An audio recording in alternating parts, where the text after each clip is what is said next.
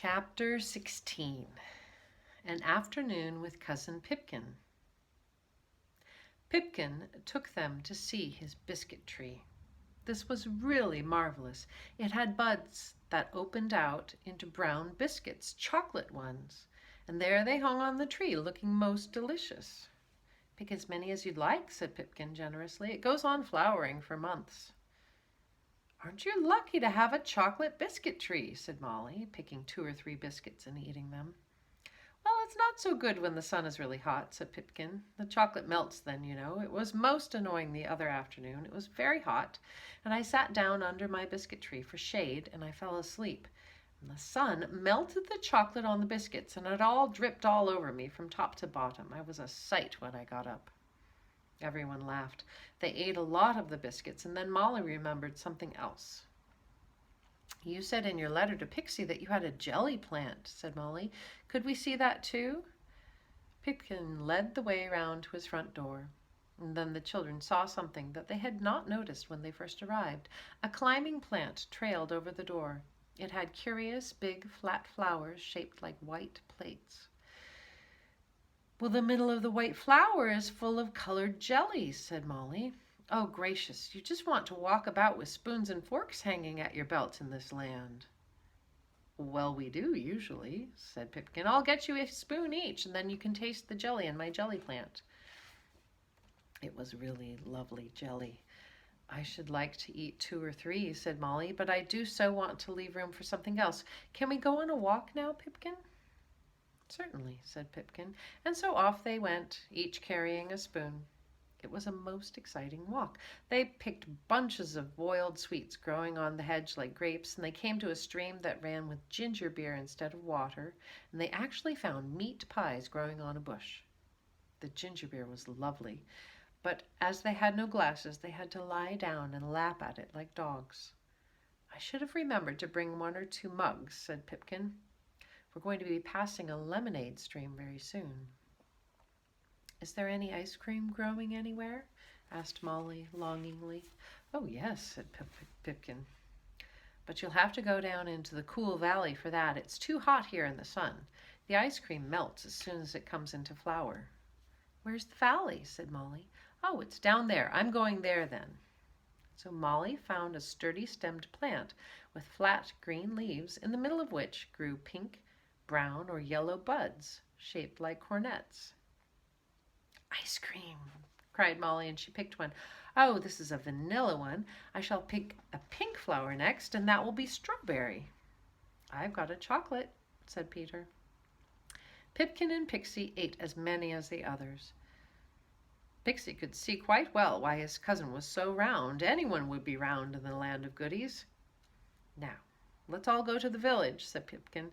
"I'm sure you'd all like to see the food in the shops there. It's quite delicious." "Is there any tomato soup?" asked Peter, for that was his very favorite soup. "I will take you to the soup shop," said Pipkin, and he did. It was a most exciting shop. It had a row of faucets in it. They were all marked with names like tomato, potato, chicken, onion, pea, and you choose what you want to turn, and out came the soup. Right out of the faucet, tomato or chicken or whatever you wanted. "There isn't a soup, the soup that I like the best," said Winks sadly. "I like pepper soup." "You don't," said Pixie. "That would be terribly, terribly hot." "Well, I like it, and there isn't any," said Winks. "Well, there's a tap over there that doesn't have a name," said Pipkin. "It will make whatever soup you want that isn't here already." He took a soup plate, and he went to the tap without a name. "Pepper soup," he said, and a stream of hot soup came out, red in color. "There you are, red pepper soup," he said, and he handed it to Winks. "Now we'll see if it really is your favorite soup or not." "Of course it is," said Winks, and he took a large spoonful, but oh dear, how he choked and spluttered. He had to be banged on the back and given a drink of cold water. "Serves you right for saying what isn't true," Molly said to Winks. "You didn't like pepper soup, so you shouldn't have asked for any." "I was just being funny," said poor Winks. "Well, we thought that it was all very funny, especially when you took that spoonful," said Peter. "Now, should I get you a little mustard soup too, Winks?" But Winks had had enough of soup.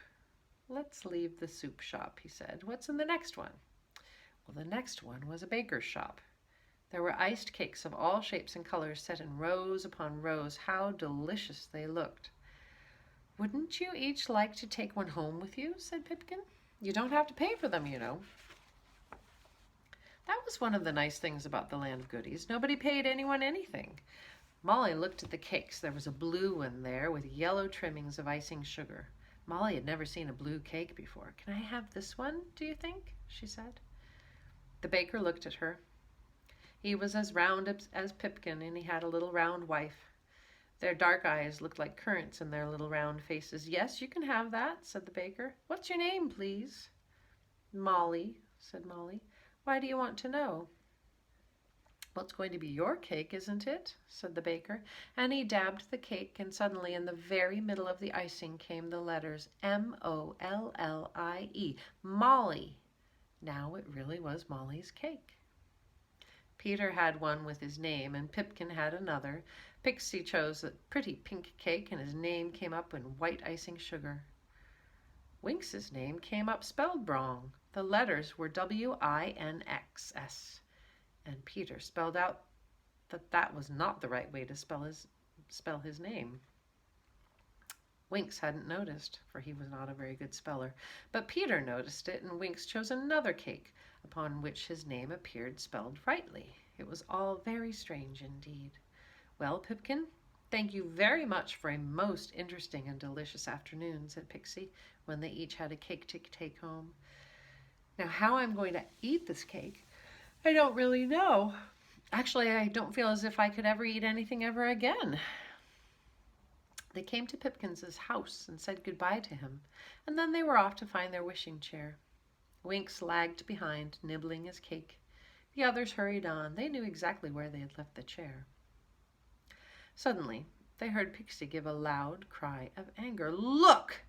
Winks is doing just what I said that nobody was to do. He's breaking off bits of gate posts to chew, and look, he's gone and taken a bit of windowsill that's made of gingerbread, and now he's throwing currant buns at that marzipan chimney, trying to break it off." And so he was. Poor Winks. He really could not change from being a bad brownie to a good one all at once. He was tired of being good, and now he was being thoroughly naughty. Crash! Down came the chimney, and Winks ran to it to break off bits of marzipan, and around the corner came two policemen. They had heard the crash, and they came to see what it was. When they saw Winks, they blew their whistles loudly, and they ran up to him. "Well, he's really gotten himself into trouble again now," said Pixie. "Isn't he a silly?" Winks was struggling with the two policemen. He called out to Pixie, "Save me, Pixie! Molly, Peter, come and help." "Oh ho," said the bigger policeman of the two. "Are they your friends? We'll catch them too. No doubt they're as bad as you." "Oh, hurry, we must get to the wishing chair and go," said Pixie. "Winks will always get into trouble wherever he goes, but there's no need for us to as well. Where's that wishing chair?" They found it where they had left it, hidden well away under a bush. They climbed in with Pixie at the back, just as the big policeman came pounding up. "Hey there, what's all this?" he called. "Is that chair yours?" "Yes," shouted Pixie, "it is. Home, chair, home. Goodbye, Winks. Say you're sorry for what you've done, and maybe you'll be set free." Off went the chair, high into the air, leaving the big policeman gaping in surprise. He had never seen a wishing chair before. They were soon out of sight. That night, when the three of them were playing games in the playroom, the door opened cautiously, and who should come in but Winks. The others exclaimed in surprise, "Winks, you didn't get put in prison then?" "Oh yeah, I did," said Winks. "But the walls were made of chocolate cake, so I just ate my way through, and I got out quite easily. But oh dear, I feel as if I never want to taste chocolate cake again. What's for supper?" "Chocolate cake!" roared everyone in delight, and Winks fled out into the night. No, he simply could not face chocolate cake again. And when we see you again next, it will be Chapter 17, A Most Alarming Tale.